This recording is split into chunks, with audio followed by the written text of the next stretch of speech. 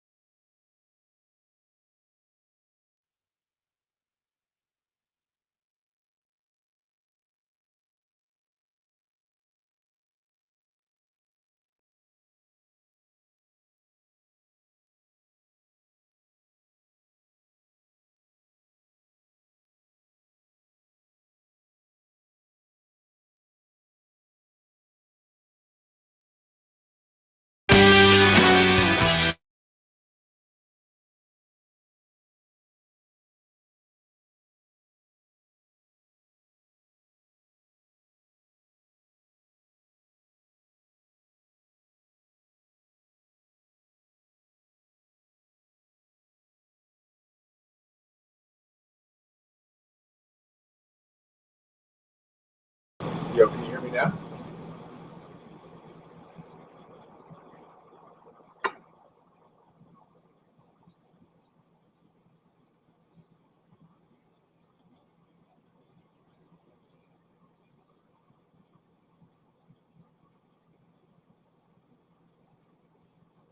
Hello, hello, hello, hello.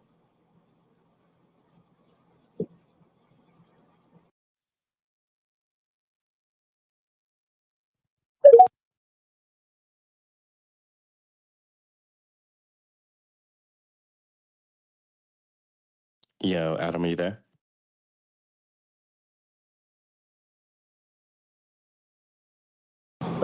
Bro, can you hear me now with my bad mic? Can you hear me? Oh my god, dude. I'm fully wrong. All right.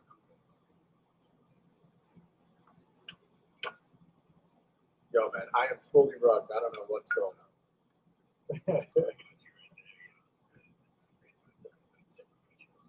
Dude, I'm completely, like, StreamYard is, like, not even, for some reason.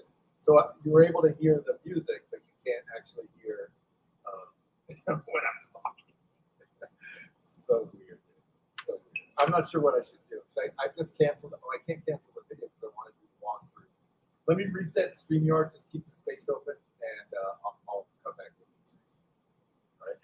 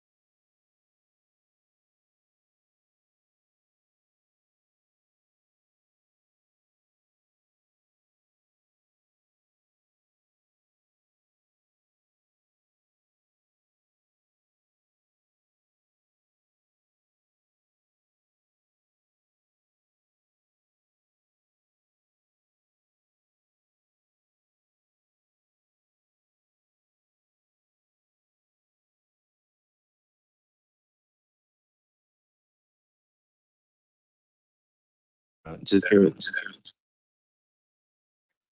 give us 1 minute. Adam is fixing the live stream. He's having some technical difficulties over there.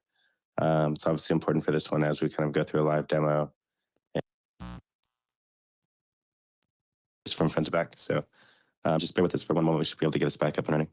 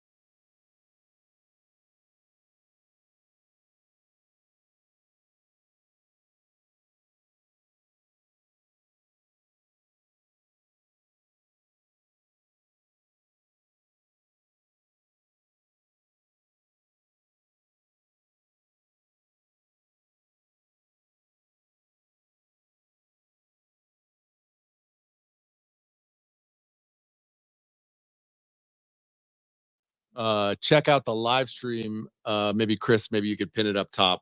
So you can check out the new Emblem.market site.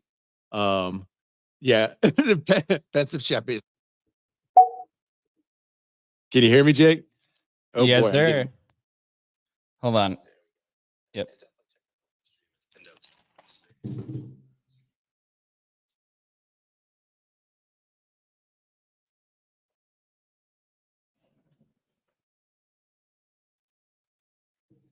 I'm watching my friend's dog as she had to go out of town, and so I got her little dog in the back.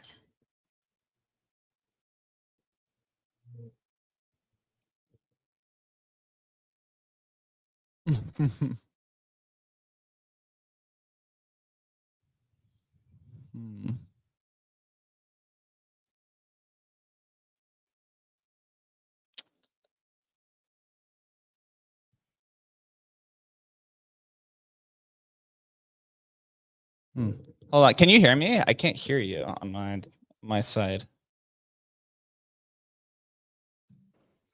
Can you hear me, Jake? I can hear you now, yeah. Yeah, that's weird, man. Dude, what a shit show that was, bro. What happened? No, literally, I couldn't. The intro music played, but then my mic was just off, not working. And so I'm Are like, we still live? We're still live, aren't we? Yeah. Nice. All right. Yeah, we're live. Yeah. So what have we done so far? Sorry, I was late. We I haven't was done anything except Adam run around like a chicken with his head cut off for 10 minutes. Oh boy. Yeah, I think it might be something with your setup, honestly. But here, let's we can start this here. Here, if you want to, do you want to prefer to share your screen? Yeah, here. Let's do it. Why is it like this? Let's see. Uh-oh. There, you can remove it. You can add yours in. Yeah, I don't know why it keeps showing it like that. Oh, I might have to delete it. Uh-oh. There we go. All right. All right, cool. What's the doggy's name, by the way? What's that doggy's name? So the dog's name is Baxter. Hold on, let me grab something real quick.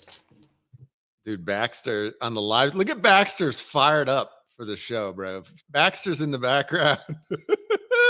That's a perfect name for that dog, dude. Yeah, so sorry I was late. I was finishing up that conversation with Darren. That was kind of cool. Yeah. That got to finally talk with him. We've been trying to set that up for a long time, but yeah, dude, it's cool that the marketplace is working. We're going through, oh my God, some API issues. Kind of bullish that the marketplace went down day one. I was secretly kind of hoping for it so that we could say, you know, the demand of the Emblem markets is what brought it down here. Yeah. But it's up again, man. It's functioning.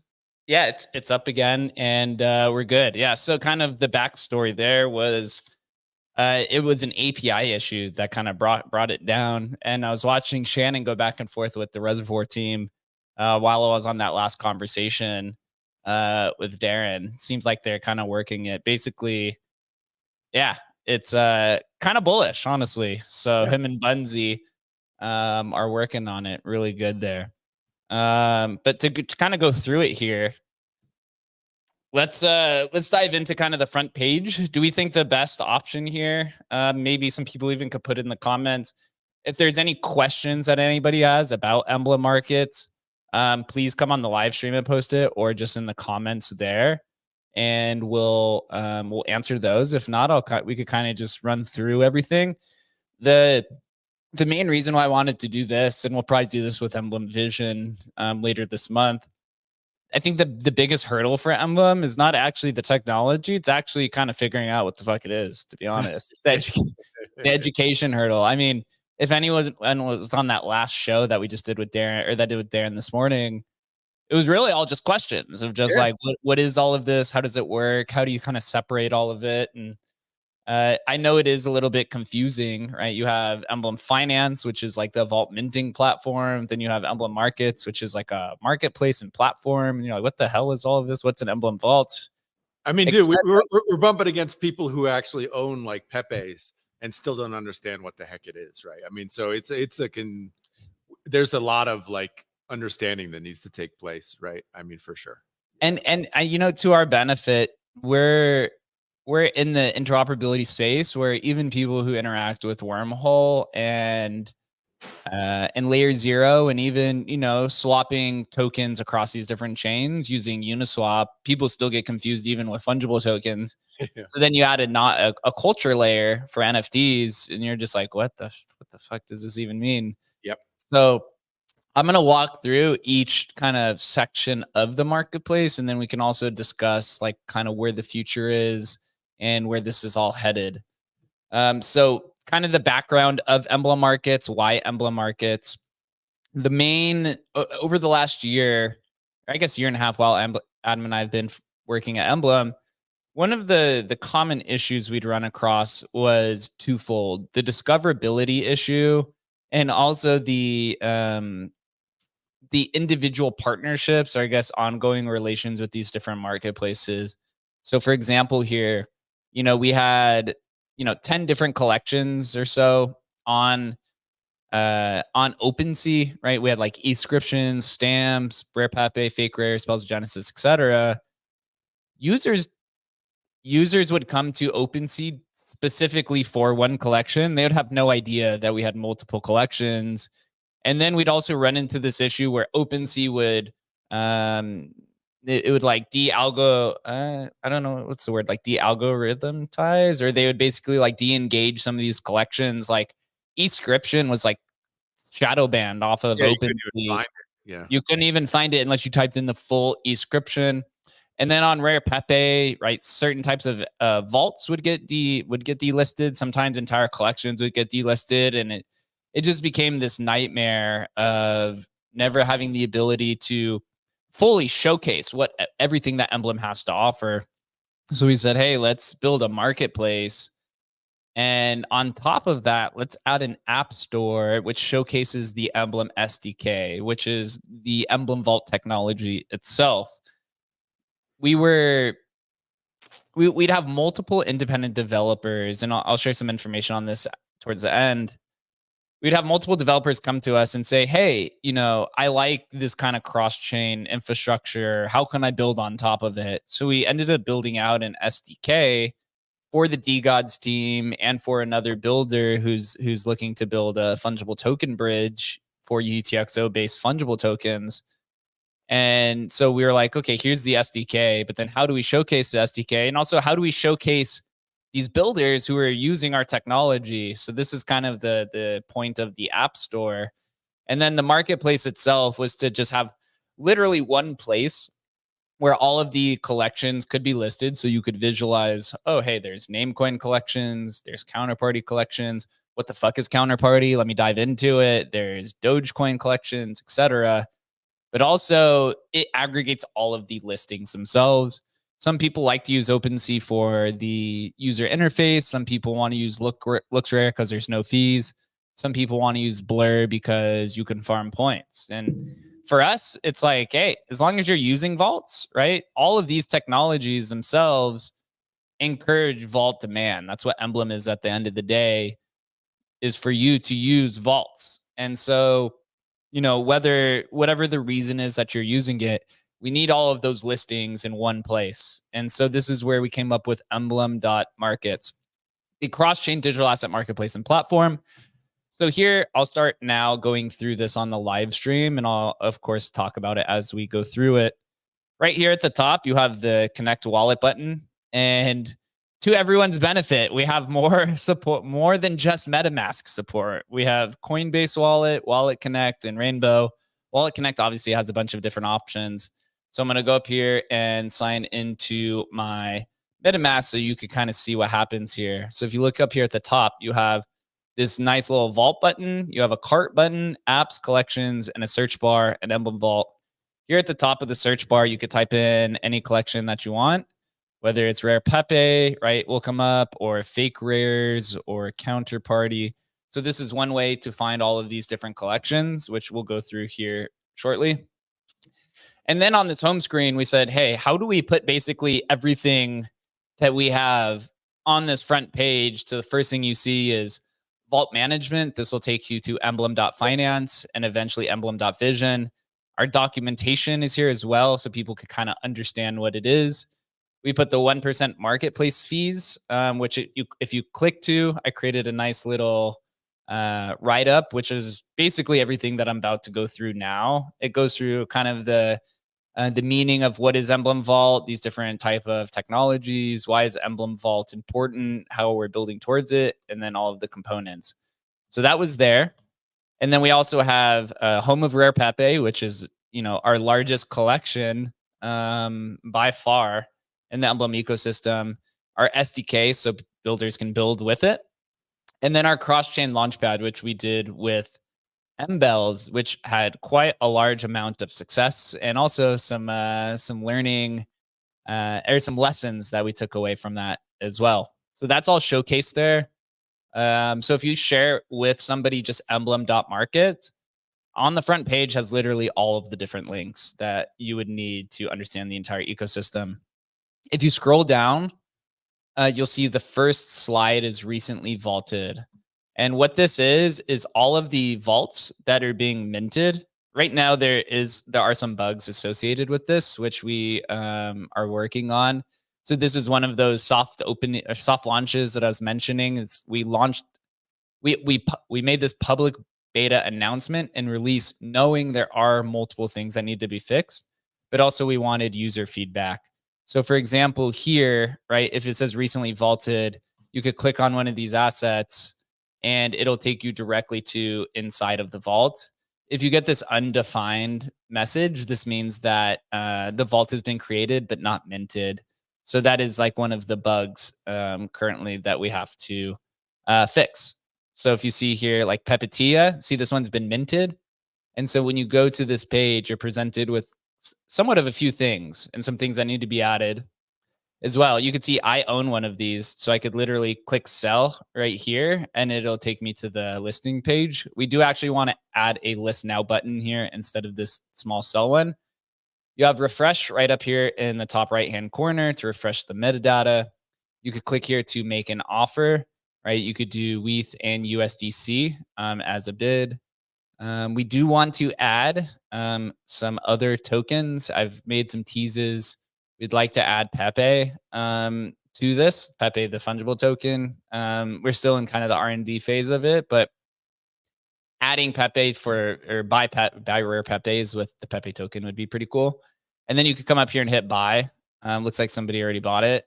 And then you could come down here and you'll see the different traits, right? Which is similar for these other marketplaces. The description, you can see the listings. So one is listed for 0.69 ETH. Why didn't it say buy now? It's no longer available. I'll have to look into that. You could copy the link here. And you can actually even just come down here and hit accept. And this is because I own a Pepetia, because it says you own one up here. So I could come down here and just select the offer and hit accept. And then down here, the basic standard things, contract address and such. The one cool, unique thing that you're going to have here on Emblem Markets that you don't have anywhere else is this little button right here underneath. You see this eye, and if you put the mouse over it, it says view inside vault. So if you remember on OpenSea, you had to click the three little dots that send view website to look inside the vault. Here, you don't ever have to leave the page ever again for now. So right here, it says that this vault's backed by 26 Pepetia. That means there's 26 of this asset that's been vaulted out of 69. So that's pretty good.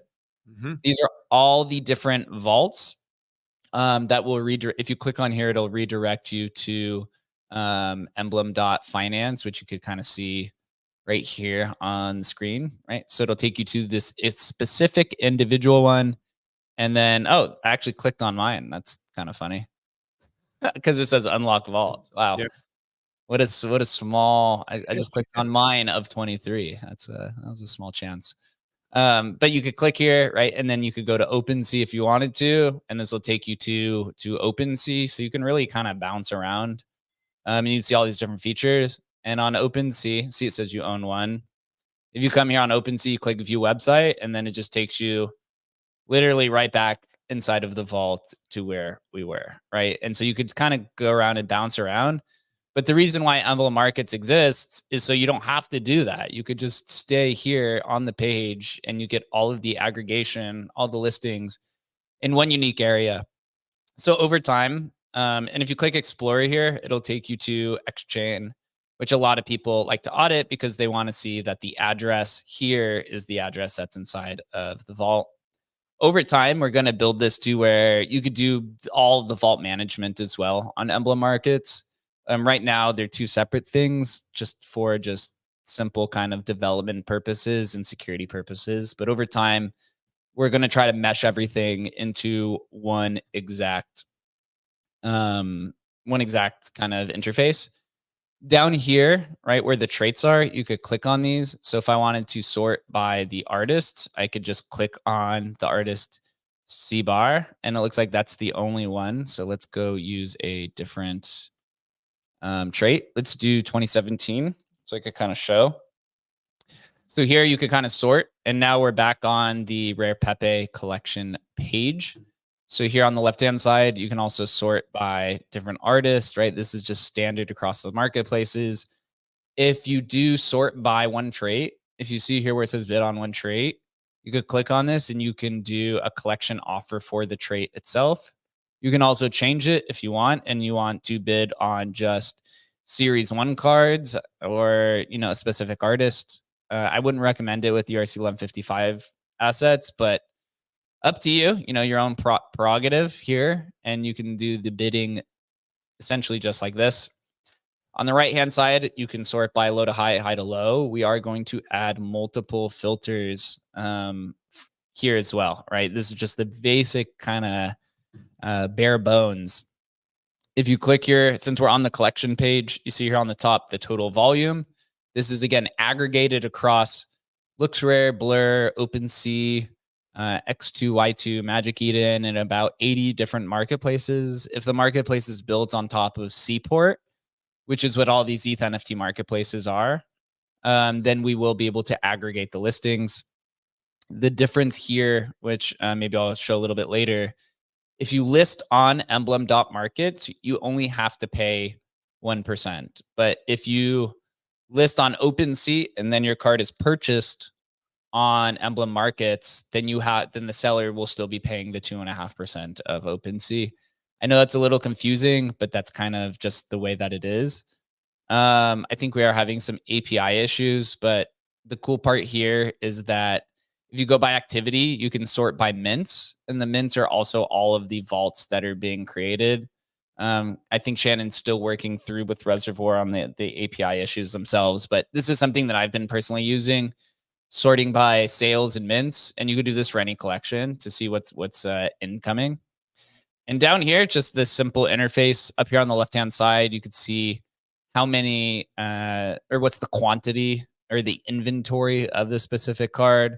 So there's 86 of these that are currently vaulted. And then if you click on Vince Pepe, right, 86 are vaulted, 64 owners. But then you could come down here and see the total supply. So this is just some kind of rare Pepe info here. Oh, here if you click on owners, you can also see who all the owners are. I think this was just added, actually. That's kind of cool. I didn't know that was available.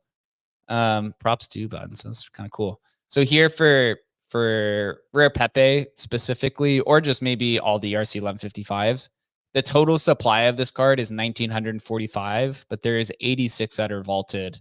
So just keep that in mind that, that's maybe, what is that, like 20%, 30 or 10%, 8% of the card is vaulted. The rest is trading natively. So just keep that in mind as you're a collector. It's very important to do so. There are some supply metrics that are out of date that we have to update, which we're kind of doing along our process. So going back to the homepage, you have recently vaulted. You do have the trending, and this is sorted by 7 days, and this is aggregated across all different marketplaces. Realistically, there's only a few collections that are completely migrated or have enough supply to demand some volume, but it looks like Rare Pepe has 8.5 ETH volume in 7 days. Fakers has half an ETH, and then Spells of Genesis has 0.67. As you can see, the recently sales is loading, but this is just basically another carriage like this where you can kind of see all of the recent sales. These are our metrics. So 52,000 ETH in volume. This is inclusive of the historical data from the legacy collection. So just keep that in mind. I actually think this might be off by a little bit. The total vaults, these are the vaults that have been minted. So there have been basically 111,000 vaults minted. 61 smart contracts have been deployed. 15 protocols supported. These are the supported protocols are the deposit addresses inside of the vault. These are the things like Taproot, Legacy, Stamps, Doginals, Doge Party, Namecoin, etc. Those are inside the vault. And then blockchain deployments, this is the Emblem tech stack is deployed on 3 chains. On Ethereum, so you have Ethereum vaults, which is this marketplace is built off of. Emblem is also deployed on Polygon and BNB, but those are also legacy collections that have to go through their migrations. These will just continue to expand. Actually, you hope all these numbers just continue to expand over time. Recently listed, pretty simple. These are all the listed vaults through the different collections. So you see like Spells of Genesis, Rare Pepe. There was like some counterparty ones I saw yesterday, like a test asset was listed and so forth. And this will also just continue. Again, these listings are across all marketplaces, not just Emblem Markets. And then to end the homepage, you have the standard apps, right? Minta Vault, My Vault, and the Vault Pad. These two obviously go to the same site, but this is just simply for people who don't really understand what's going on. Even though these take you to the same site, for some people they may mean 2 different things. And then here are all of our links down here. This is everything from all of our socials to the ecosystem to the different tools, and this will all be continued to be expanded upon. So again, Emblem Markets has everything. We built it that way for a specific reason. This is our app store. Again, it's kind of bare bones here, but Emblem Vision, which is our created tools. So basically, how we have it sorted is by uh, tools and products that have been created by Emblem, which are the ones at the top. And then the ones at the bottom are community partners or community tools that have been created. So the Televault, that's the fungible token bridge that I told you about that a builder is currently creating. Adam read the white paper. Adam, what do you think about the Televault white paper? It's more complex than I thought it would be, right? I thought it would be like, oh, it's just a contract. You push the NFTs into the contract and you get fungible tokens on the other side. It's quite a bit more complicated than that, which I was like, oh boy, this is something I had no idea it would involve. That sort of, my monkey brain is like, oh, just it's one thing, easy, but apparently not. So yeah, it's going to be interesting. If he's able to pull it off, wow, it's going to be impressive. That's for sure.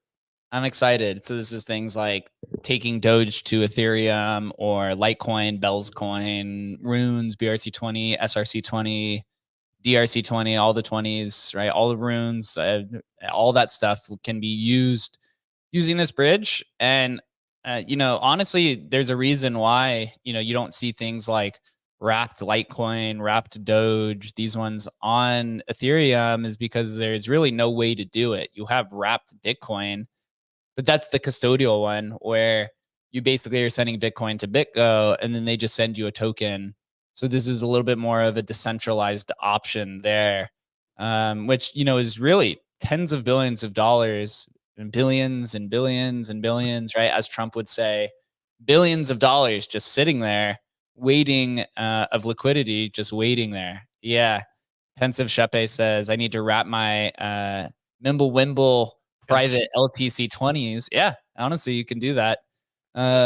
So we'll see when the Televault is created.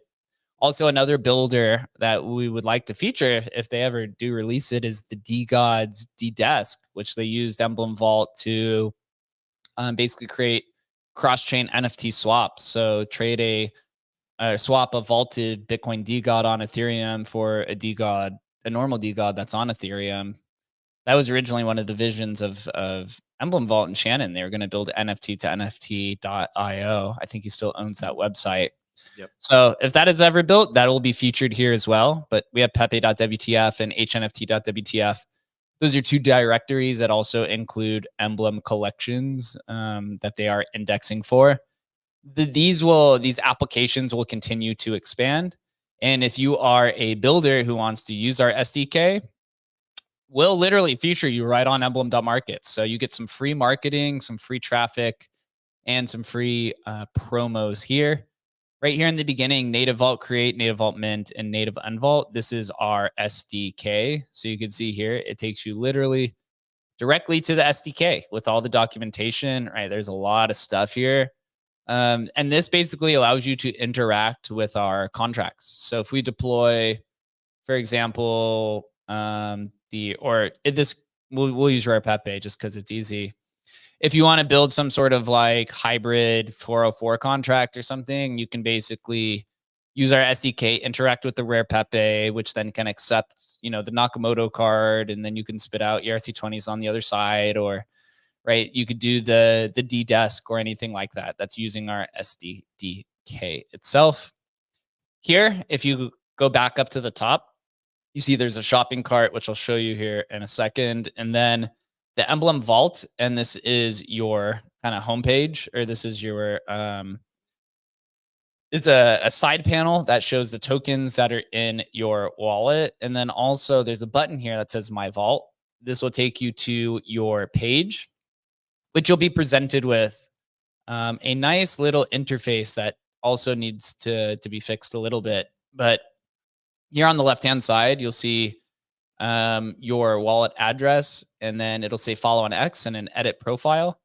And you can come in, put your name, bio, Twitter handle, and upload some pictures. We put this here, for some of the social aspects to where we've built into Emblem.vision, which is going to be released later this month, to where there's a leaderboard and different things like that. which shows people who've minted their most vaults, or they own, you know, a fuck ton of vaults. You could literally just click on their wallet address and it'll take you to literally this page on Emblem Markets. And if they have signed into their profile, you could just literally DM them directly. So we're trying to create this very positive kind of collector friendly feedback loop to where if you see a rare Pepe or a Bitcoin puppet or a Twitter egg being vaulted, you could literally just follow the trail and get directly to their Twitter account to DM them, or you just throw them up an offer here. So really, really cool, friendly experience there. You could filter this way. Again, we are fixing the profile page, but there's different options. You could sort by recently received or sale. Here you can accept the offer. These are all the different Pepes that I have in a wallet. You could come here and list. Here's refresh. We do want to add token transfers and different things like that. You can also filter by your own mints as well, sales and mints. Remember, down here, if it says mints, this is the vaults being minted themselves. So easy way to trace that. If you want to list something, let's do like the Pepe link. You could do this literally directly from your profile. And of course, it's not loading during this, but you could come list directly from your profile page. Unfortunately, it's not loading here, but it will show you that if you list directly on Emblem.markets, there's only a 1% marketplace fee itself. And that's kind of like the bulk of it right now. Of course, it just went down as we're explaining this. Yeah, you know, it's been exciting to really build this. We've learned a ton about what marketplaces are, you know, how you build these, what are the, you know, what are the pain points, what are the friction points, what do users want? There are some cool features that we want to embrace here, like a boutique storefront is something I think we're going to lean into. This is this idea of, I'll use Dark Farms, for example, because he's somebody that we have been talking about this with. He's minted assets on Counterparty and Ordinals, but his fungible token is on Solana. But he also has NFTs on Ethereum. So how do you kind of package this all together? And so we want to create these like creator-focused storefronts to where we can enable things like that, where Dark Farms can create a vault. He could put whatever assets he wants inside of them and then list it in Bohm or wrapped Bohm. And then users can bid on it live. And you're literally paying for it in a Solana token. You're bidding on it on Ethereum, but then the vault holds assets from Bitcoin, right? Sounds a little confusing, but that's because we're early here. And that's why there's only 12 people in the space, right? That just shows how early we are. And there's no other technology that I'm aware of that has something like this. It's really, really, really on the cutting edge and frontier of cross-chain tech. That we're even talking about it as a marketplace doesn't actually tell you what it is. It's like we're talking about it as a marketplace because that's what people understand. And they're like, well, why would you build another OpenSea, or we already have OpenSea, right? But really what it is, it's a cross-chain hub is really what it is. It's going to be a place, and it is a place right now where your assets can live on every chain, right? That's what it is. And this is the interface for you to be able to jump them around other chains. Like, that's what it really is. We're still talking about it as like, oh, look, you can buy and sell stuff here. Yeah, you can. But this will also be the place where you can just move your stuff around. And I think like that's really amazing. And honestly, it is amazing that, you know, the marketplace is up. Like, I mean, I think Shannon probably feels pretty good about that. This was like a promise to, you know, the Koval community from literally years ago that this would like finally happen, and it's finally happened, right? So that's a big deal. But this is like, it's so much more than that. It's hard to explain now because we're just at the beginning steps of getting it live and launched and out there. But really, this is a complete game changer for assets moving across blockchains. Yep. Neil says would be cool to have a one click to individually vault all assets in an XCP wallet. We are actually building that. It's actually built almost already. It's what we call our bulk minting tool. So in order to, if you followed along, kind of the last year, we migrated so far 25,000, maybe it's like 27,000 legacy vaults from the V1 contract to basically the V2 contracts. And we had to literally build that tool to do this. So once we complete the legacy migration, there's 22,000 vaults left. The bulk minting tool will be released on emblem.vision. And just for some people who are listening, you can actually go to emblem.vision right now and kind of peek around. That's the new emblem.finance interface. We haven't publicly announced it yet, so don't tell anybody. But we're working through there's still some issues on it or that we're working to solve, some metadata things and stuff like that. But that will be the new interface for all the curated collections, and it has all kinds of cool kind of functionality there. And that's where we'll release all of these tools. I think right now with the bulk minting tool, it's also a bulk unvault tool. I think you could do up to 25 vaults in a single transaction. We're working to get it up higher. And it depends on the tokens that you're doing, whether it's ERC 1155 or 721. Just know 721 is a much easier standard to work with than 1155s. It's a bane of our existence, makes it extremely complicated to do. But it works well for things like Rare Pepe. It also works pretty well with fungible tokens, which is going to be the contract that we're going to be using for the Televault dApp that's built on top of us. We did do this with Bell's Coin, and it worked out pretty well, I thought. I thought it was pretty easy to kind of have kind of a bidding system for fungible tokens in like packets, almost kind of similar to like runes, if you think about it. Yeah, it's so interesting, you know, being at the forefront. Obviously, when you're early, often you get beat up and you get slaughtered, and but I think we're right. I think we're seeing the cross-chain stuff happen right now. But as I'm looking at like what's trending on Twitter right now, like what's trending right now is a tap game on Telegram. Right? It's like it's a game where you just tap to get points. Like, bro, if you don't think we're early, like if people don't think we're early, bro, we are like the most. We're not even. We may not even be in the first inning, right?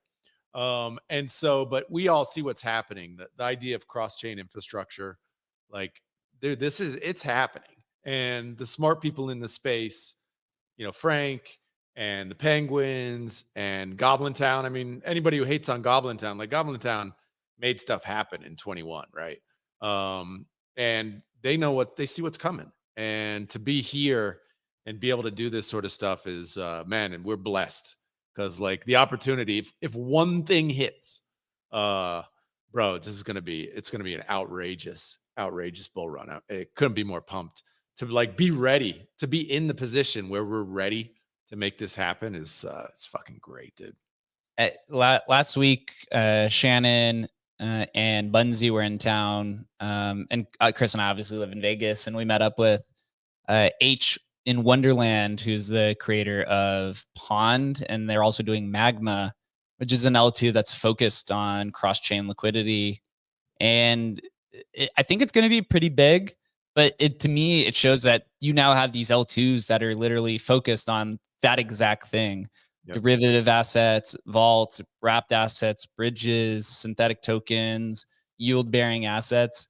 Like you have these literally infrastructure plays that are focusing on that. Whereas on the other side, you now see people like Luca at Pudgy Penguins that are building an L2 specifically for culture. Specifically, they said, hey, we need to start going vertical with our tech stack. We have the culture. They just flipped Bored Apes and market cap. They're like, we're top dog and let's bring everyone with us to this new infrastructure. So when you look at Bitcoin L2s, that's literally a cross-chain application. It's focused on Bitcoin assets, but it's built on EVM. Like some of the stuff's literally already here. And it's a perfect scenario for Emblem Vault because we could just plug into all these assets or all these infrastructure plays. Once we deploy on a few of these EVMs, you can then use our jump tool and you say, hey, I want to take my Satoshi card from Blast.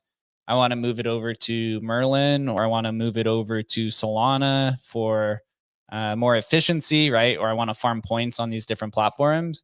You could do that. And we're I think probably the only one, at least now, has ability, or we have the infrastructure to kind of lead that vision. And that's what Emblem Markets is intentionally built to do, is package it all in one user interface that's optimized by a good user experience, which is something we have to improve on, to kind of showcase all of the opportunities that are really out there. It's really, really unlimited.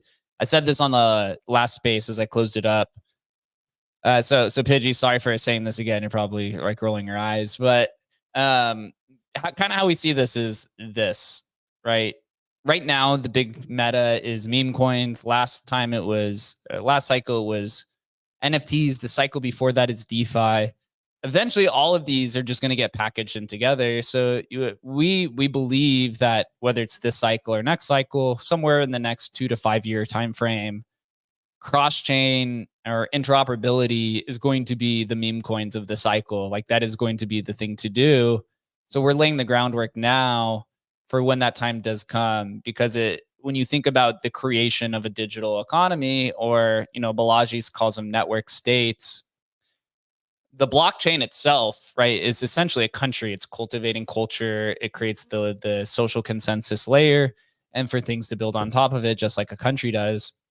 You have NFTs, which are the non-fungible assets in the real world, just like it is in a country, right? You have metaverse land. That's an NFT, which is also essentially an NFT in the real world. You have gaming assets, right? Like consoles. You have all these different things that are NFTs that are being built in the digital world, which also exist in the real world. You have fungible tokens, which are the currencies, which exist also in the real world. You have the US dollar, right? But then you have all of these fake currencies that are built inside of these video games, or these club reward points, air miles. All that stuff's all kind of the same category. And then you have dApps and layer twos, which could essentially be the states and cities, or you call them the regions, I guess. And then how does all this get paired together, right? How do the countries in the real world interact? And they have these vessels. Initially, it started with ships. Then it was planes, right? And then it's helicopters and drones and all these different things.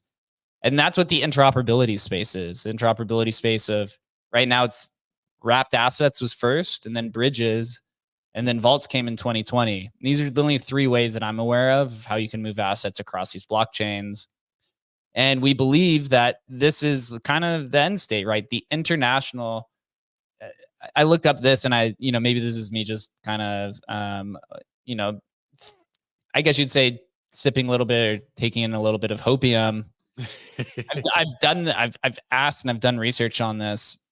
The international shipping industry. So this is domestic shipping, like the UPS or the Postal Service or Amazon, or the international shipping industry, which is plane cargo, or the international shipping industry of shipping containers, is somewhere in the range of 7.5% to 10% of the entire global GDP, which accounts for somewhere in the range of $5 to $10 trillion, that industry per year.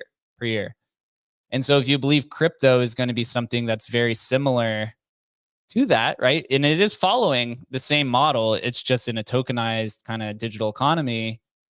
Right now, the crypto industry is 2.5 trillion. So if you take we'll say 10%, just for easy numbers, right? That's $250 billion industry that's just sitting there. But if you believe crypto is going to be a 10 trillion, like a lot of people are saying at the end of this year, or even larger, you're saying this industry, this interoperability industry you're in, is literally $1 trillion industry of liquidity that can be, captured. And so we're in that. Emblem's been kind of leading that direction. Emblem was founded in 2016, in a time before any NFT marketplace ever existed, although the mainnet didn't come till 2020. And so we're going to try to capture a lot of that, but more focused on growing the pie first before actually trying to split it up, because I just think right now it's literally a blue ocean. Maybe pun intended there because of shipping, but there's literally you can have so many different solutions here, even to the degree that, I don't know if you guys, the ones in the Bitcoin industry, follow ICP and TAP are building basically Emblem Vault. They're literally building almost the same exact thing. I even talked with Bob about it, and he said that the TAP, and he messaged this to me. He said that TAP and ICP, that protocol they're building, was inspired by Emblem Vault, and they're actually using some of the same service providers that we use, right? So it's cool to see maybe a potential vaulting solution come into the industry, because that just shows that we've been building the right thing this whole time, and that we have there's such a lead. But also the lead doesn't even matter, because the industry, the potential of the industry is so large. It's hard to even kind of fathom it. Yeah. I mean, we're talking about like, oh, Bitcoin's worth $1 trillion. The whole crypto market's $2 trillion. Like, dude, $2 trillion, nothing. Like the US spends $2 trillion in like a month, right? To Ukraine. I mean, so that's like Ukraine's assistance, right? I mean, it's like, it's literally like crypto's going to be a deca or $100 trillion industry. I mean, it's, how much is it going to be? It's going to be almost everything. So yeah, I just, again, super early. Like, I think we've said it in a bunch of the spaces over the last couple of weeks. It's like, you just got to survive, right? You got to survive long enough to, that your idea that is right. I mean, we know that this is going to happen. There is a multi-chain future, period. There's like, that's been decided. It's just a question of how this is going to work, right? And if we can figure it out and get enough use cases to keep enough money going to keep Emblem Vault alive long enough to be a success. I mean, if we had unlimited money, there's no way this doesn't succeed, because this is happening. It's just a question of, finding use cases, and those will happen over time. There's zero question about that. Yep. Even Pensive Shepe says, he said, you're right. Crypto reflects a federation or early American political organization. And I would say Bitcoin is probably similar to like the US Constitution. But then there's different nation states that loosely associated by a contract and constitution. That's smart contracts, right? Then who will develop the smart contract constitution will allow smooth travel between these nation states, which are blockchains. And then not all constitutions and smart contracts are created equal. Some allow for greater degrees of freedom of movement to complete different ecosystems. That's literally the world, right? It's literally, it's well put. And it's actually a great way of looking at it. Like the way we're doing cross chain and the way like Wormhole's doing cross chain, they're different, right? And so how users decide on which one they want to do. I mean, we kind of believe there's going to be both options, right? One where it's like burn and mint, you get on the other side. Okay, that's one way. We believe for a lot of assets, that's not going to work. And that's not what people want, so we're doing this other way. So yeah, I mean, it's just use cases and seeing where this all goes. I mean, I think Wormhole is going to be successful. You can be successful when you have $100 million sitting there, as a big fat bank. So they're probably going to be successful. Whether or not we're successful, I sure hope so. We just got to find use cases to keep the ship rolling. Got to keep gas in the tank so we can, keep moving these items across between countries. Yeah, and that's the question with crypto, right? Wormhole and Layer Zero are heavily funded by VCs. I mean, Wormhole was backed by Jump, which has probably somewhere in the 9 figures backing them, and Layer Zero raised, I think, like $200-300 million. We're kind of more the little American patriots that are bootstrapping this entire thing, so we can lean into the tokenomics of it and have fun with the community. And we believe that, the foundation of Emblem is strong enough to really create this, positive feedback loop tokenomic ecosystem. And this is where it'll start with Emblem Markets and then Emblem Vision. So if you have a marketplace and application store with Emblem Markets, and then with Emblem Vision, you have this vault mint and management platform. That's all you need to create, a self-reinforcing ecosystem. And then we can have users build on top of the SDK to then, build the cities on top of Emblem. And then the option becomes with the tokens, right? With tokens and NFTs that we issue, how do we create this incentive system to where the Emblem Vault owners, or the people who use Emblem Vault, and the people who hold the token of this country, right? Or I guess Emblem be more of like a state. How do you get them to all be aligned incentively, right? How do you create this flywheel effect, which some teams can do and find a lot of success? And we do believe that we do have a strategy and a tokenomic strategy that's that we've written down and that we want to execute on, is just first building a very firm foundation to then execute on top of that. Because ultimately, a lot of communities don't really like hearing this, but 95% of these blockchain projects and protocols don't need a token. It's really more of a community thing to reward the community and get everyone on the same page here. And so, I've identified that, and we want to execute on that on top of the strong foundation. And that's Emblem Markets. And then maybe in 2 weeks, we'll have the same conversation here with Emblem Vision. Let's go. And Let's hopefully go. it won't Bullish. crash during the show. What'd you say? I said, hopefully it won't crash during the show. It's always bullish when it crashes. I was actually psyched, and I think you were too, to see it crash yesterday. It's a good sign. Definitely bullish. Yeah, I'm looking at Shannon talk with the Reservoir devs, and it looks like they have figured out a solution to this API issue. So just building, as K Money would say. We'll wrap it up here. Again, if you ever have any questions surrounding Emblem Markets or anything Emblem Vault, just reach out to us. If there's any features that you're looking for, or if you need questions on how to use the SDK, literally just hop into our Discord, open a support ticket, or just DM myself, Adam, Chris, or the Emblem account, and we can make sure that we're pointing all of you in the right way. Yeah, appreciate you, Neil, as well, and Pensive Shepe for following along. It's early, and we're going to continue building. And then tomorrow we will be back with the Inscription show, and we'll cover the market. It's going to be a slow week. It's been a slow week.